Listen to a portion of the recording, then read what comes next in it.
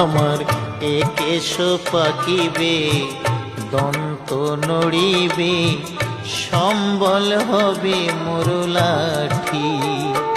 তখন পুত্র পরিজন সকলে বলিবে, পুত্র পরিজন সকলে বলিবে, এ জঞ্জাল মরিলে বাঁচি মুন আমার মানুষ হইয়া।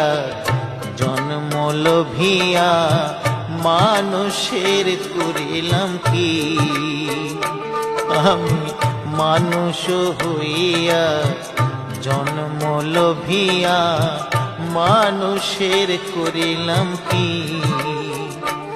আমি